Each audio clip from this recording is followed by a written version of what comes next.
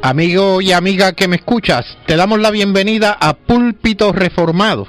Te habla el diácono Ángel Carrasquillo y te invitamos a que en la próxima hora nos acompañes para que oigas palabra de Dios. Busca tu Biblia, la palabra de Dios, la palabra que no se equivoca, la palabra que no vuelve atrás vacía, esa palabra que es como espada de dos filos, la espada del Espíritu que llega a lo más profundo del ser humano por el poder del Espíritu Santo. Sí, quédate con nosotros para que aprendas de esa palabra que no se equivoca, de esa palabra que es eterna. El tema de hoy es la existencia de Dios. Esta noche nos acompañan el hermano José Pepe Curet. Muy buenas noches, hermanos. Y el hermano y seminarista Andrés Martínez. Dios bendiga a todos los que oyen. Te invitamos a que tomes tu Biblia, la palabra de Dios, y busca el pasaje en Hebreos 11:6. Hebreos 11:6. Que dice así. Ajá. Pero sin fe es imposible agradar a Dios, porque es necesario que el que se acerca a Dios crea que le hay y que es galardonador de los que le buscan. Amén. La semana pasada nosotros estuvimos hablando acerca de este tema y se trajo a la mesa la discusión acerca de un filósofo inglés. Él se llama Anthony Flew, F-E-L-E-W, y Anthony Flew pues era un ateo declarado en toda su profundidad. Él no creía sencillamente que existía Dios o alguna eminencia que fuera sobre todo lo creado. Y él muere en el 8 de abril, para ser exacto, del 2010.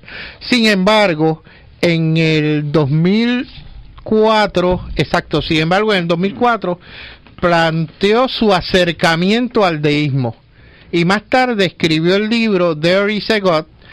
Hay un Dios, como el ateo más influyente del mundo, o como el ateo más influyente del mundo cambió de opinión. Ese era el título del libro, del escrito. En el 2004, o sea, algunos 6 años antes de morir. Pepe. Sí, mira, los filósofos, quisiera tener la voz del locutor que tiene el hermano Andrés, pero los filósofos tienen como parte de su filosofía, o sea, Ajá. o la filosofía se basa en 3 grandes ramas, tres grandes áreas. Una es la trascendencia, o sea, en la metafísica, lo que se llama metafísica, algo que está más allá de lo físico.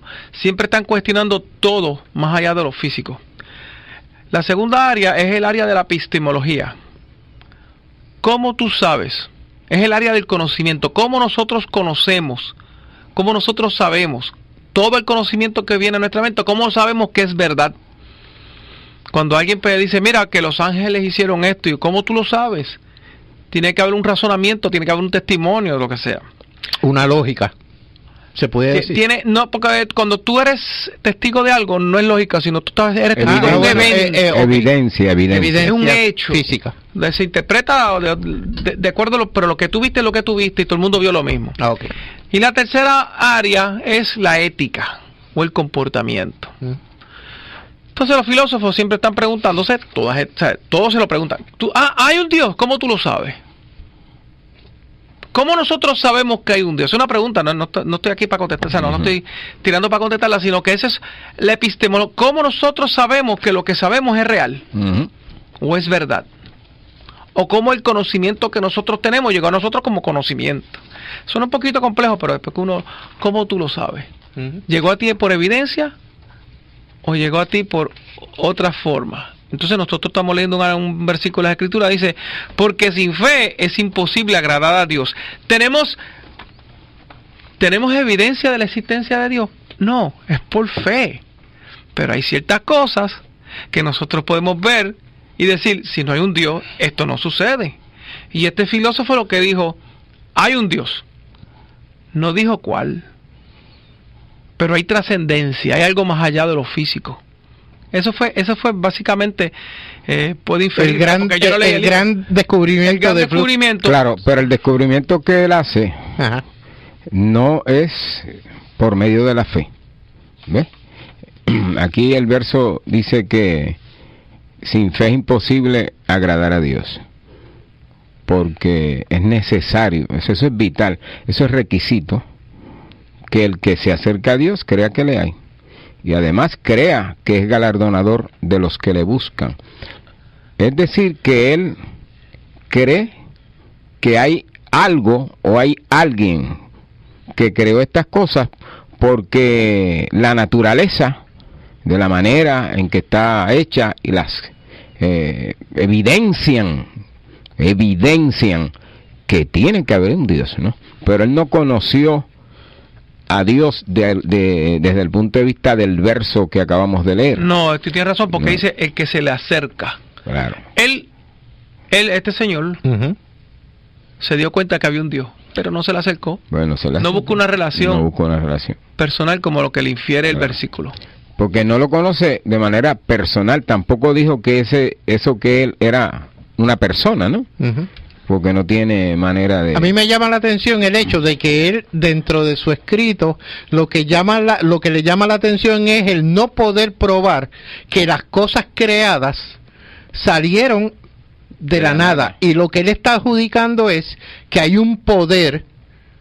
En algún momento leí un gran arquitecto que creó todas estas cosas. Sí, porque la creación demuestra que hay una inteligencia en todo lo que está creado. Demuestra eso. Y que esa inteligencia no es parte de lo creado, que está fuera, Pepe, como te decíamos en la mesa poco antes de comenzar el programa.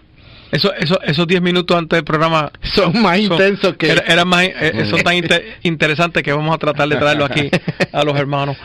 Miren, este es un tema que normalmente bien poco se habla, bien poco se comparte en las iglesias, en los hermanos, ¿verdad?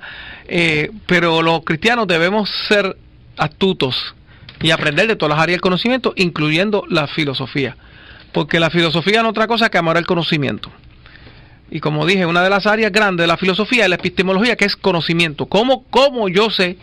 Si alguien me pregunta cómo yo sé que Dios existe, tengo que traer los argumentos que estamos trayendo aquí ahora. Este señor se dio cuenta, porque si no hay un Dios, no hay orden, no hay moral, no hay ética, no puede haber ética, porque si no hay un Dios, el que tiene el arma más grande es el que establece la ética. Pero no es así. En el mundo entero hay como una mano invisible, en donde quiera que tú vas, robar es malo, es inmoral. Donde quiera que tú vas, el asesinato es algo inmoral. Donde quiera que tú vas, la semana tiene 7 días. Eso es universal. Entonces estamos viendo que nadie, eso no fue por acuerdo, sino que nadie estableció eso por acuerdo, nadie lo estableció por fuerza, sino que eso está como parte de la creación. De un orden normal. Sí, claro, estamos en un mundo caído, y hay robo, hay asesinato, hay adulterio, hay un montón de cosas que nosotros consideramos inmorales, porque Dios, en su revelación especial, nos ha dicho que eso es inmoral, eso es pecado. Pero un impío, una persona atea, no puede vivir conforme a su ateísmo. Si tú lo llevas al extremo, de ese concepto de que no hay Dios, miren, se acabó la ciencia, se acabó el orden, se acabaron las leyes, se acabó el arte. La belleza, la moral, todo. Porque no hay Dios, cualquier cosa es válido. Entonces era como yo hablaba con una persona y digo, pues si yo tengo una pistola, te pego un tiro y yo tengo razón. Entonces la persona va a decir, pero eso no es justo. Pero si no hay Dios, claro, no hay justicia. El concepto de justicia, el concepto de disciplina, el concepto de orden, todo parte de un Dios. ¿Cómo podemos nosotros, Pepe, y perdona que te interrumpa, aplicar parte de este versículo en Romanos 1:19? Porque lo que de Dios se conoce le es manifiesto, pues Dios se lo manifestó. Porque las cosas invisibles de él, su eterno poder y deidad, se hacen claramente visibles desde la creación del mundo, siendo entendidas por medio de las cosas hechas. de modo que no tienen excusa. Así fue como este señor Flu conoció. Se dio cuenta. Ok.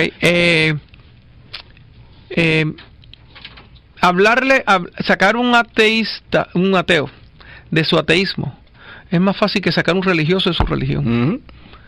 Porque el ateísmo tiende a usar mucho la razón, y por medio de la razón podemos ver que llegamos a la conclusión de que tiene que haber un Dios. Un Dios. Muy bien, el texto, siempre que, o desde que le comprendo, creo, ¿verdad? Pienso que no hay ateo. Yo digo esto con seguridad. Los ateos no nacen ateos. Se hacen ateos.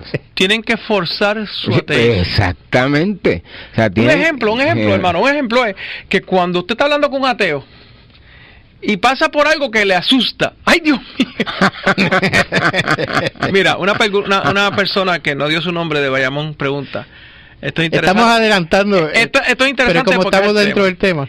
Si no hay un Dios, ¿cómo surge el concepto de prueba?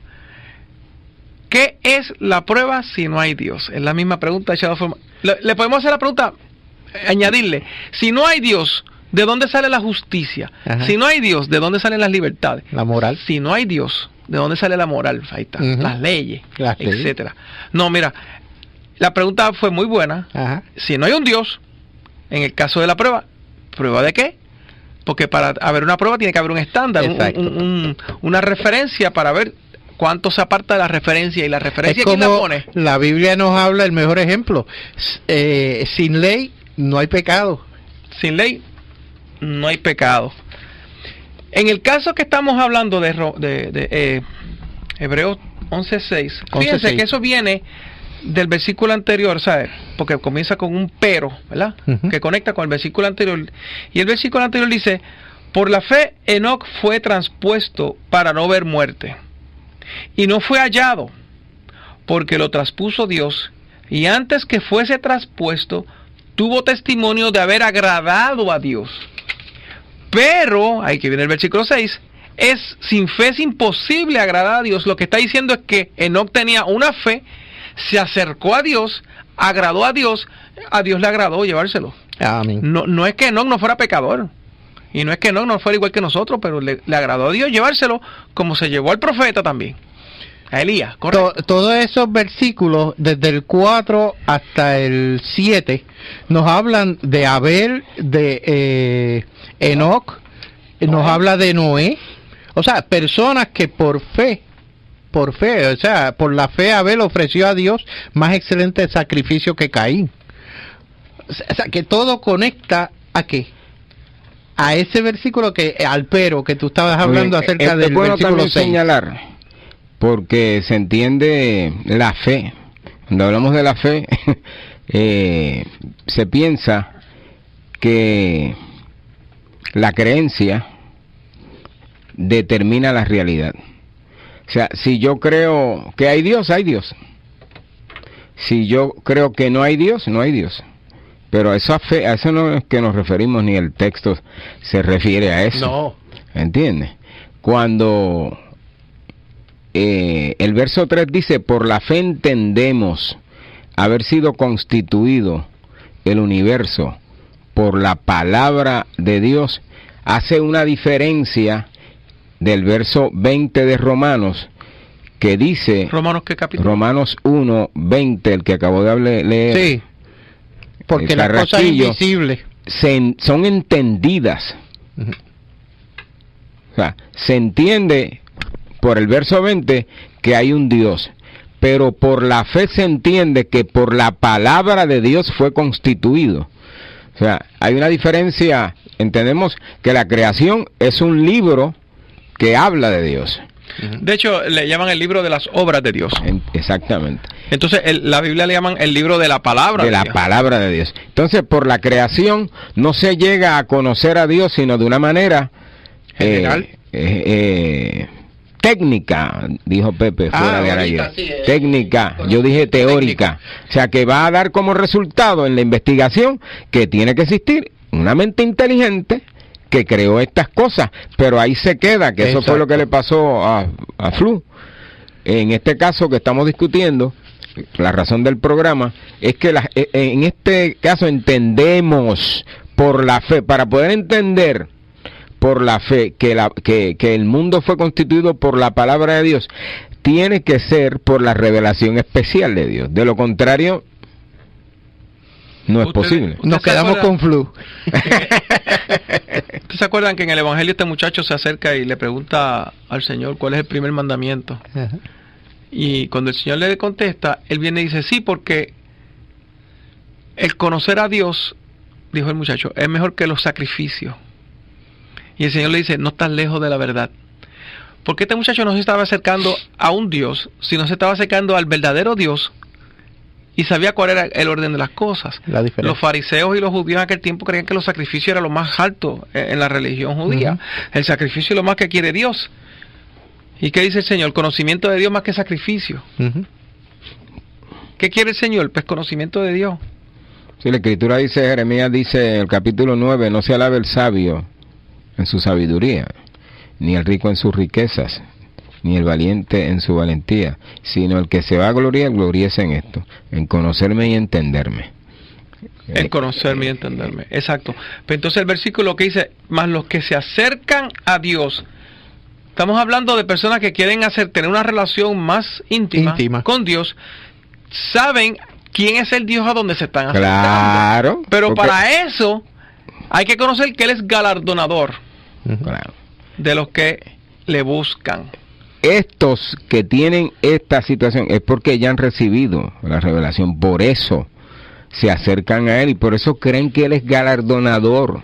No es que antes de eso lo creían, no lo pueden creer, es porque han tenido la revelación de Dios. Esos testigos y todo aquel que conoce al Señor es por la revelación de la predicación, en este caso de la palabra de Dios, la iluminación del Espíritu Santo, y entonces creen que es Él, que le hay, y que Él es galardonador. Es bueno que, o sea, para galardonar a alguien tiene que haber un juicio. O sea, que él gana o pierde o qué sé yo. Lo mismo tiene que haber un estándar, tiene que haber tiene que haber un estándar sobre la cual se va a medir a aquella persona que merece el galardón. En este caso, nosotros no cumplimos. Se nos imputa la victoria de Cristo. Claro que sí. Pero por nosotros mismos no. Por eso, si Flu estuviera sentado aquí en esta mesa hoy con nosotros y tuviéramos esta conversación, él estaría haciendo muchas preguntas. Claro. Sí, yo sé que hay un Dios, pero ustedes me están hablando de algo más específico. No una cosa ahí arriba que se llama Dios, que no sé qué es.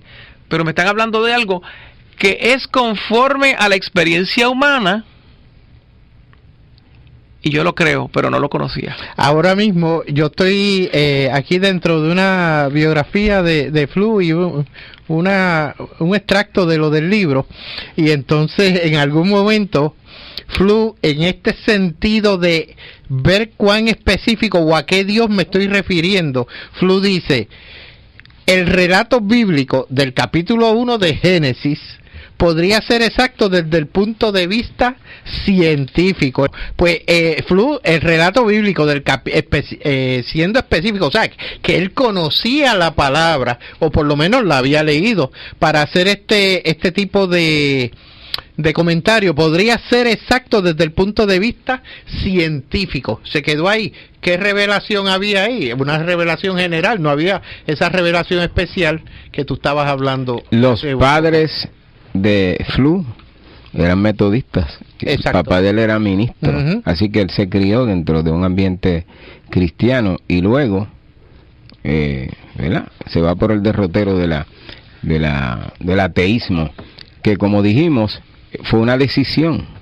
Él decidió, o sea, él no lo decidió en blanco. Yo sé que no lo decidió en blanco, pero él decidió porque los ateos se hacen, pero la misma, fíjese, él asumió argumentos, asumió posiciones inválidas por muchos años, O sea, que no tenían base y las defendió. Era el mejor exponente, el más grande exponente, tengo entendido, en Inglaterra. O sea, había que decirle usted y tenga. Y luego... No, respetado mundialmente. Respetado, ¿no? Y luego decir que no creía en eso es porque había estado sosteniendo cosas que no se podían sostener, o sea, no tenían Mira, sostén. eso que tocaba de decir bien importante. El cristianismo se sostiene sobre una revelación. Si la revelación es cierta o no, eso lo discutimos en otro momento. Pero tenemos en qué sostenerlo, ¿ok? Y también, no solamente sobre la Escritura, sino sobre la experiencia humana y sobre lo que tenemos delante de nosotros, la creación. Y las tres cosas concuerdan. Cuando digo la experiencia humana, es la relación entre los hombres, etcétera, etcétera. Pero también vemos la ciencia, la creación. Y esas tres cosas concuerdan. Que es algo que es, ¿cómo diríamos? Que le hace sensatez a la experiencia humana. Sentido. Que hace sentido. Sí, que hace sentido. ¿Ok? Mira, oye esto. Esto es del libro de Teología Sistemática de Berkhoff, en la página 21. Voy a leer un segundo párrafo, con sangría, ¿no? El cristiano acepta por la fe la verdad de la existencia de Dios, pero no por una fe ciega, que era lo que tú estabas hablando, Andrés, sino por una fe que se basa en la evidencia, y la evidencia se funda, ante todo, en la Escritura como palabra inspirada por Dios, y luego en la revelación de Dios en la naturaleza. Ahora, mi pregunta a ustedes, para seguir con el tema, ¿sobre qué se basa un ateo? El ateísmo, ¿sobre qué se apoya? ¿Usted se acuerda de los muñequitos cuando había un coyote corriendo y de repente se encontraba en el aire porque se le acabó el barranco? Se le acabó la tierra. Él se quedaba flotando hasta que se daba cuenta que estaba sobre la nada. Y ahí era que caía. Algo que en la realidad no ocurre. Pues el ateo, que era un muñequito, Pepe. ¿Ah? Pero el ateo es lo mismo, está sostenido sobre la nada. Y es como el muñequito. No cae hasta que se da cuenta de que no tiene ninguna base. Exactamente. Porque de la misma manera que nosotros no podemos probar por la naturaleza o por la ciencia la existencia de Dios, un ateo no puede probar la no existencia de Dios. Y el procurar probarle a un ateo la existencia de Dios por cualquier medio es perder el tiempo. Porque... A mí me gusta intentarlo siempre. No hay problema. Porque ya está predispuesto, y el que... Como dice el verso, es necesario que el que se acerca a Dios crea que le hay. Exacto. Y él no cree que le hay. ¿Entiendes? Porque es necesario que Dios se le revele, le ilumine. Y entonces, dándole la fe, es que él puede entender que el universo fue constituido por la palabra de Dios. De lo contrario, no. ¿Por qué la existencia tiene que ser el Dios de la Escritura y no un Dios general o otro Dios? ¿Por qué tiene que ser el Dios de las Escrituras? ¿Qué ustedes dirían? Está interesante eso. Fíjense que ahorita dije que las tres partes de lo que se sostiene el cristianismo es la revelación de la Escritura, la creación, o sea, la ciencia, y la experiencia humana, la experiencia nuestra. Y las tres concuerdan.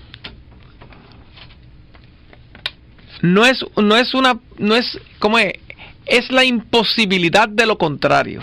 O sea, es la imposibilidad de que sea un Dios que no sea el de la Escritura. Porque entonces la experiencia de nosotros como seres humanos en medio de esta creación con un Dios diferente que no es de las Escrituras, miren lo que está pasando en el Medio Oriente.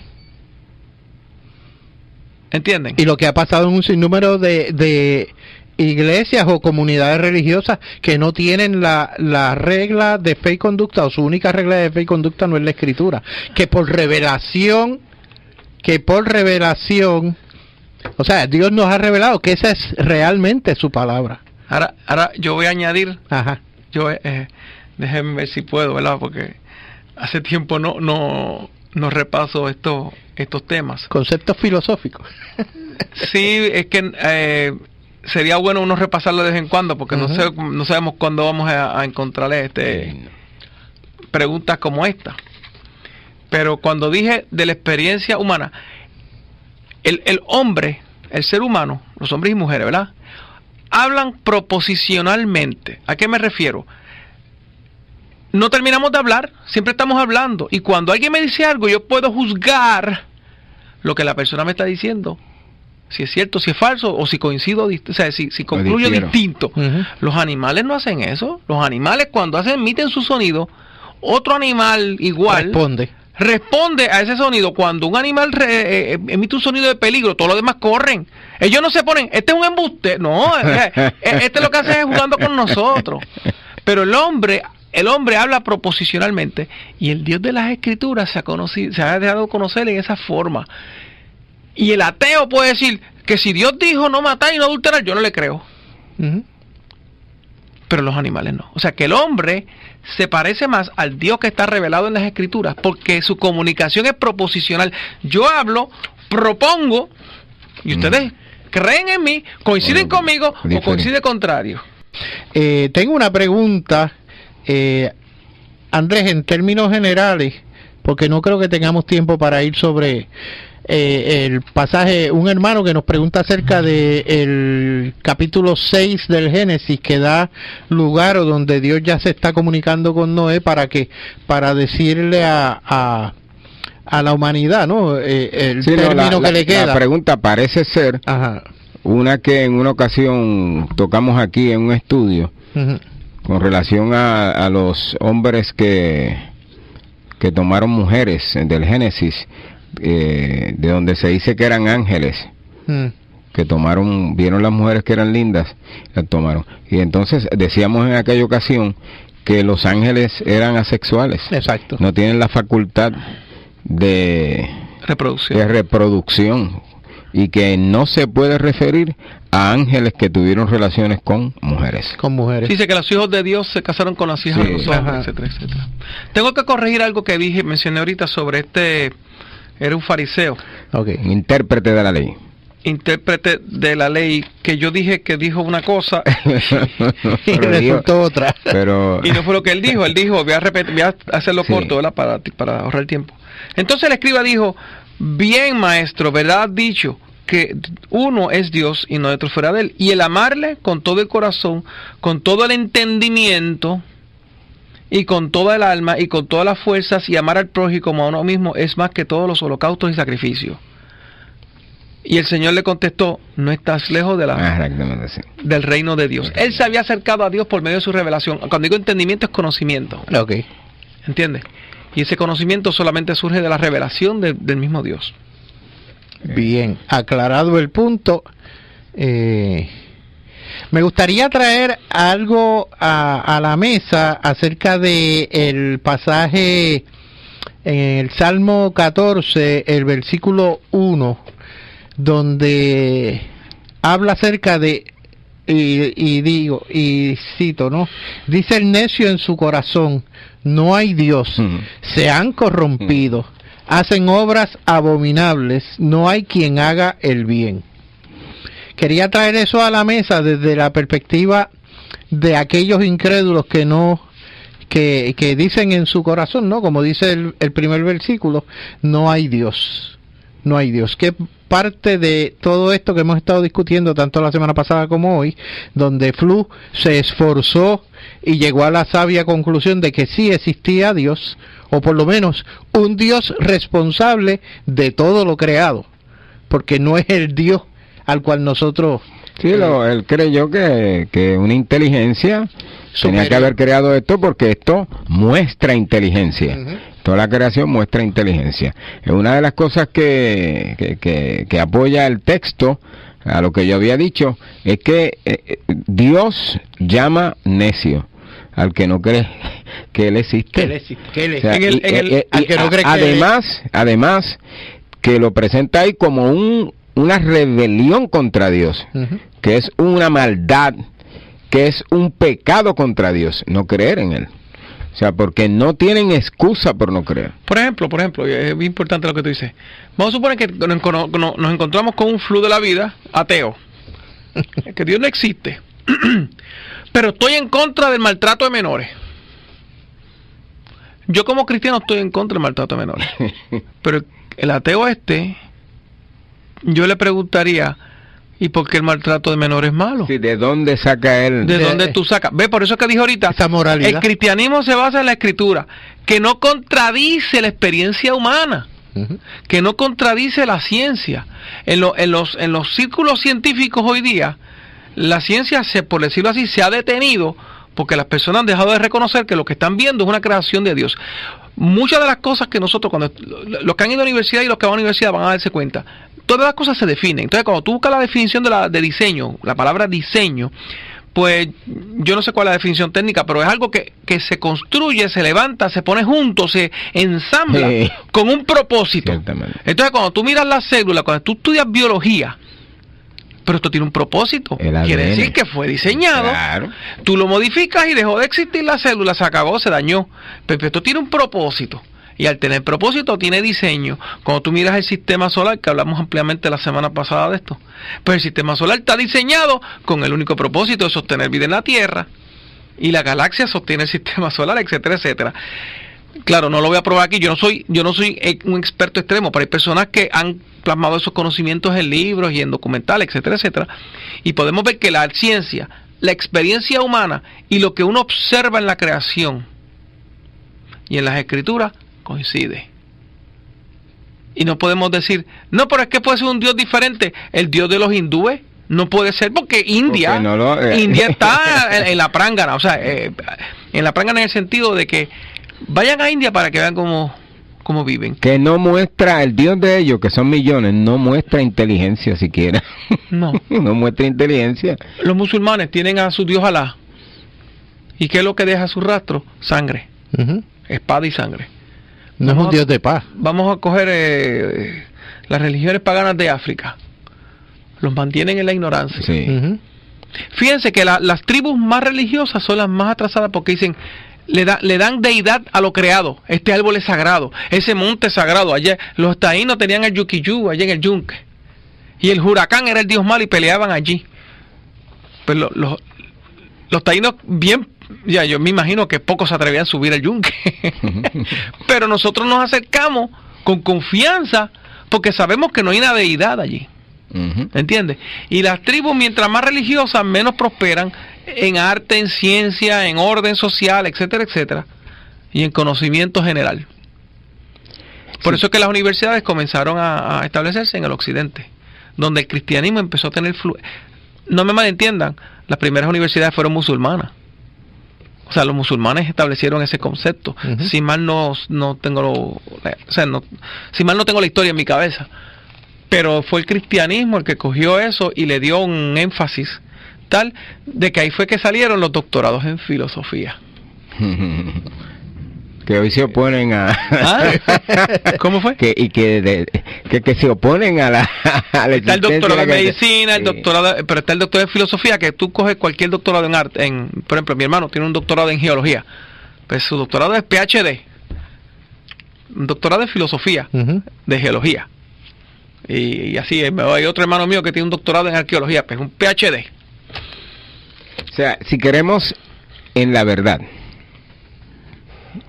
¿y de dónde salió? O sea, ¿sobre qué bases? O sea, ¿sobre qué bases establecemos qué es verdad y qué no es verdad? ¿Qué es justicia? ¿Qué es belleza? ¿Qué no es belleza? ¿Qué es moral? No hay otra manera. O sea, de ahí parte que Dios, ya técnica y teóricamente, existe. El Dios de las Escrituras. Y el Dios de las Escrituras. Es la imposibilidad de lo contrario. ¿Entienden el concepto de que es imposible que sea otro Dios? Exacto. Porque cuando tú dices, qué belleza esta flor, tú estás hablando del concepto de percepción visual, y para el visual pues, tú tienes que tener un ojo con toda esa química envuelta. O sea, es algo más, cuando tú miras una flor es tan complejo. Había un señor que ganó premio Nobel de Economía que él decía, nadie sabe hacer un lápiz. Porque tú coges el lápiz, ¿dónde sale? Pues del árbol. Hay que hacer una sierra de cadena para cortar el árbol. Pues el que hace la sierra de cadena no corta el árbol, es el cortador. Él no. ¿Entiendes? Entonces cuando se corta el árbol hay que pasarlo por otra sierra. Y enseñar la forma, etcétera, etcétera, la pintura del lápiz, el metal, la goma. Nadie sabe hacer un lápiz. Son tantas áreas. Perdóname, te quedaste en el concepto de madera, pero ¿quién hizo el árbol? Para empezar, ¿de dónde salió el árbol? ¿Dónde salió No, el árbol? pero nos falta el carbón, nos falta la goma, el metal, ¿de dónde sale todo eso? O sea, que a veces hablamos de cosas sencillas y creemos que es sencillo, pero es complejísimo. Es mucho más. Por eso es que estoy diciendo, como decía Cornelius Van Til, es imposible que sea otro Dios. Porque la experiencia humana, la ciencia y las escrituras concuerdan. No hay ningún otro que concuerde. Hoy mi esposa estaba viendo en el... saludos a Vilma, que estoy seguro que nos está oyendo. Estaba viendo un documental en la televisión acerca de la siembra de papas. Y ella me dice, siembra de papas, y le resultó tan cómodo y tan fácil el seguir esa dinámica, que me dice, voy a implementar esto, pero a manera pequeña, no en escala grande. Y traigo este concepto en términos de lo que estaba hablando Pepe ahora mismo, acerca de el proceso que lleva para hacer un simple lápiz. Oiga, yo no sé, pero cuando yo mezclo todo esto con el concepto evolucionista, donde la única justificación que tienen es el tiempo, donde durante tantos y tantos millones y millones de años hubo que intervenir la casualidad. Pepe, quizás me puedas ayudar en términos de una casualidad que pueda generar esto que vivimos hoy día. Un ser humano que yo estudié en algún momento pues una rama de las ciencias, y el usted poder evaluar y analizar el concepto celular y cómo se desarrolla dentro de nuestro organismo, cada grupo de células especializadas en una función que dentro del conjunto le llamamos hombre, con unos fines, unos propósitos. Cuando usted mezcla toda esa serie de detallitos, no puede ser por casualidad. No, la casualidad no interviene en ningún momento, por más tiempo que usted le dé. O sea, quizás usted produzca una célula por esa casualidad de millones de años, y estoy hablando de la imposibilidad, pero cuando esos grupitos de esas células comienzan a unirse, oiga, yo creo que los años que ha mencionado la evolución o el concepto evolutivo no alcanzan, todavía estaríamos en ese primer grupito de células. Fíjate, hermano, volviendo al pasaje que hemos leído, para tratar de recoger todo por favor, porque ya estamos en las postrimerías. No, es que cuando hablamos de la existencia de Dios, en realidad no es la existencia de Dios, porque la existencia es algo que sale de algo, ¿verdad? Pero estamos hablando de que hay un Dios, y el Dios que está allí. ¿Quiénes son los que le buscan? ¿Y cuál es el galardón? O sea, un Dios que premia a aquellos que le buscan. Estamos hablando de un Dios que, por decirlo así, o sea, no me malentiendan, Dios no reacciona, pero por decirlo así, Dios premia a aquellos que le buscan. Dios reacciona en favor a aquellos que le buscan, mostrando su amor, mostrando su complacencia. Realmente el galardón va a ser del mismo Dios, porque sin su intervención nosotros no vamos a reconocerlo. Exacto, por eso dije con cuidado diciendo que Dios reacciona, porque Dios no reacciona, a Dios nada lo sorprende, pero Él galardona a aquel que le busca. Exacto. Hay una razón para buscarlo, y hay una consecuencia por buscarlo. Amén. Amigo, que Dios esté contigo y tu familia en el nombre de Cristo nuestro Señor, hoy y siempre. Amén. Amigo y amiga que me escuchas, te damos la bienvenida a Púlpito Reformado. Te habla el diácono Ángel Carrasquillo, y te invitamos a que en la próxima hora nos acompañes para que oigas palabra de Dios.